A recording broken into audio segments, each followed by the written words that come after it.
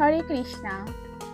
আমার ভিডিওতে ক্লিক করার জন্য তোমাদের অনেক অনেক ভালোবাসা। আজকে তোমাদের মাঝে আমি দুর্দান্ত একটা রেসিপি শেয়ার করতে চলেছি। এই রেসিপিটা কিন্তু দারুণ খেতে।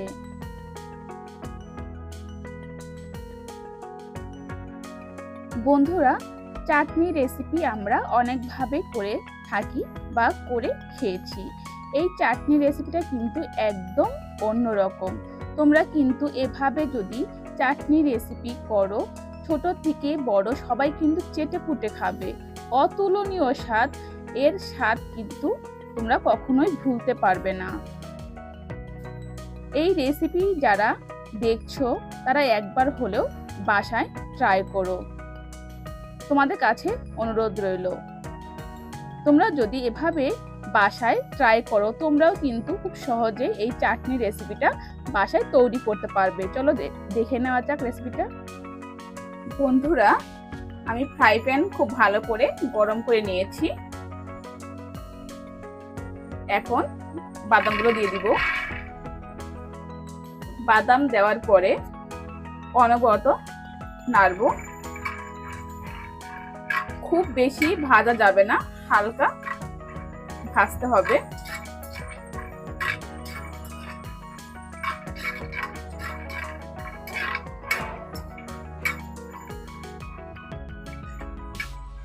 ভাজার পরে দেখাচ্ছি। বন্ধুরা, বাদাম ভাজা হয়ে গেছে।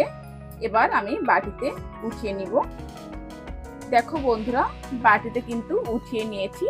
দেখতে পাচ্ছ কালারটা, দেখো এরকমই হবে। এর থেকে বেশি কিন্তু ভাজা যাবে না, তাহলে কিন্তু টেস্ট হবে না। বন্ধুরা, আমি ব্লেন্ডার করব, এই জন্য বাদাম দিয়ে দিলাম।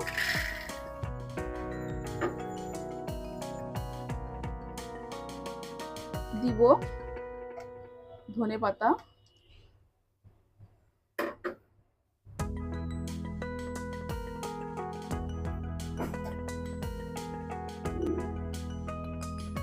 তিনটা কাঁচা লঙ্কা।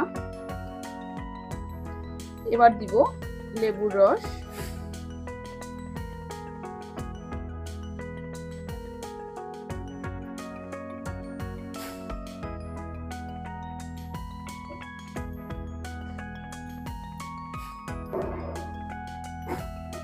এবার দিব লবণ,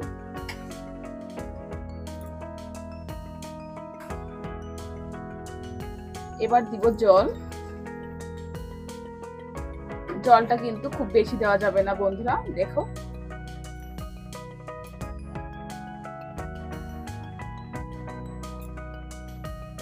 বন্ধুরা, দেখো আমার পেস্ট করা হয়ে গেছে।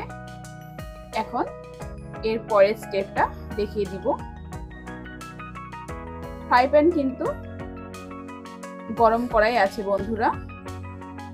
এখানে আমি তেল দিব, সরিষার তেল দিব, জিরা। এখন জিরাটা ব্রাউন কালার করতে হবে বন্ধুরা।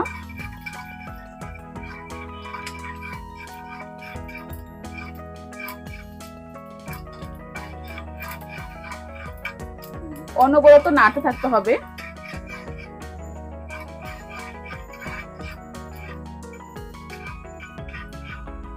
হয়ে গেছে বন্ধুরা, দেখতে পাচ্ছ ব্রাউন কালার হয়ে গেছে।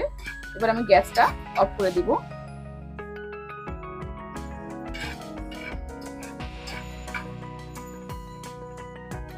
বন্ধুরা, আমি একটা পাত্র নিয়েছি। বন্ধুরা, বাদামের যে পেস্টটা করে রেখেছিলাম সেটা দিয়ে দিলাম। দেখতে পাচ্ছ সম্পূর্ণ দেওয়া হয়ে গেছে বন্ধুরা।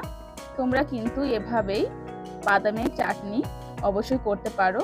আর আমি যে জিরা এবং সরিষার তেলটা গরম করে রেখেছিলাম, এবার এই চাটনির উপরে ছড়িয়ে দিলাম এবং ভালো করে মিশিয়ে দিতে হবে বন্ধুরা।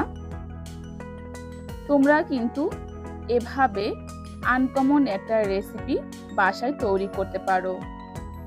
এই চাটনির রেসিপিটা কিন্তু ছোট বড় সবাই কিন্তু অনেক অনেক পছন্দ করে। তোমাদের মাঝে নতুনত্ব রেসিপি নিয়ে আমি সবসময়ই দেখানোর চেষ্টা করি এবং খুব সুন্দরভাবে তোমাদের বোঝানোর চেষ্টা করি। আশা করছি তোমরা বুঝতে পেরেছো। তোমরা কি কখনো এভাবে বাদামের রেসিপি করেছো? বাদামের চাটনি রেসিপি করেছো? যদি করে থাকো অবশ্যই কমেন্ট করে জানাবে। আর যদি রেসিপিটা না করে থাকো তাহলে অনুরোধ রইল এই রেসিপিটা বাসায় ট্রাই করে জানাবে কেমন হয়েছে খেতে। এবার আমি ডেকোরেশন করেছি এবং একটা তুলসী পত্র দিয়েছি। রান্নার শেষে আমি ভগবানের জগন্নাথের কাছে অফার করব। অবশেষে বলবো তোমরা সবাই ভালো থাকো, সুস্থ থাকো। টাটা।